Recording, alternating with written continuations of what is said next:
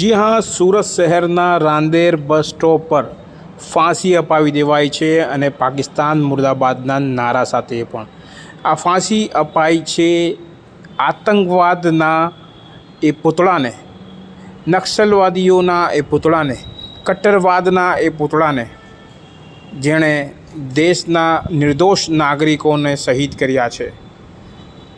સુરતના રાંદેર વિસ્તારમાં આવેલા બસ સ્ટોપ પર સુરત શહેરના રાંદેર વિસ્તારના મુસ્લિમો દ્વારા અનોખો વિરોધ પ્રદર્શન કરી આતંકવાદના આ પૂતળાને ફાંસીએ ચડાવવામાં આવ્યો હતો.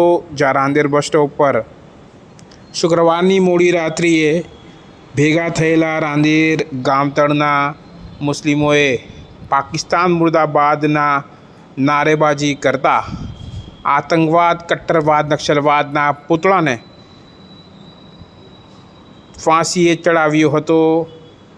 રાંદેર ગામતળના જે મુસ્લિમો છે તેમણે માંગ કરી હતી કે આતંકવાદીઓને આ રીતે જ જાહેરમાં ફાંસી આપવી જોઈએ અને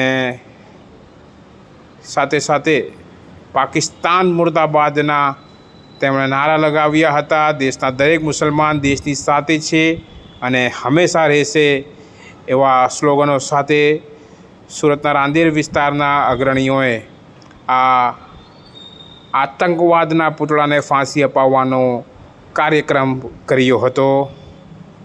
સાંભળીએ ત્યાં શું સ્લોગનો બોલવામાં આવ્યા અને કઈ રીતના સૂત્રોચ્ચાર કરવામાં આવ્યા. आतंकवादी को फांसी दो, फांसी दो, फांसी दो। पाकिस्तान मुर्दाबाद, पाकिस्तान हेलो बोलो.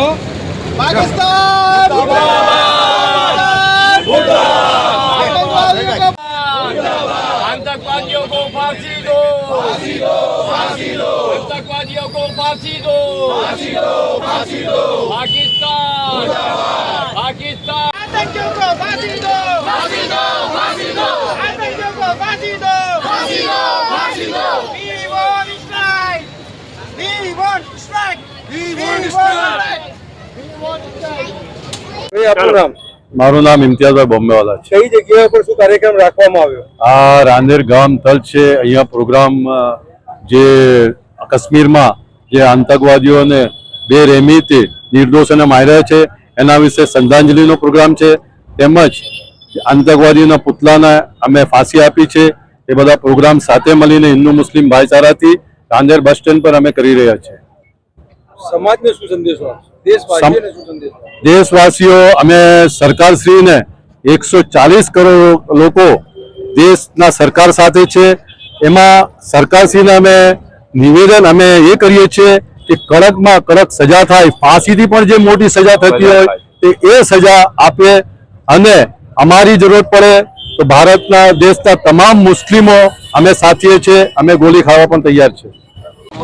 ઉલ્લેખનીય છે કે જમ્મુ કાશ્મીરના પહેલગામના બેઝગંજ ઘાટીમાં આતંકવાદીઓ દ્વારા કે નિર્દોષ લોકોને મારવામાં આવ્યા હતા. તેના વિરોધમાં આજે સમગ્ર દેશ એક સાથે છે અને તેમાં સુરત શહેરના રાંદેર વિસ્તારના આ મુસ્લિમોએ પણ રોષ અને ગુસ્સાની લાગણી સાથે પાકિસ્તાન મુર્દાબાદના નારા લગાવ્યા હતા અને દેશ પર આ પ્રકારની જે એક આપત્તિ કહી શકાય તેનો વળતો જવાબ આપવા માટે તેમણે માંગણી કરી છે. સાથે આતંકીઓનો જાહેરમાં ખાત્મો બોલાવી તેમને ફાંસી આપવામાં આવે તેનો ડેમો રાંદેર બસ સ્ટોપ પરથી રાંદેરના મુસ્લિમોએ રજૂ કર્યો હતો. કેમેરામેન સાબિર અલી સૈયદ સાથે કાદિર શેખ, કર્તવ્ય.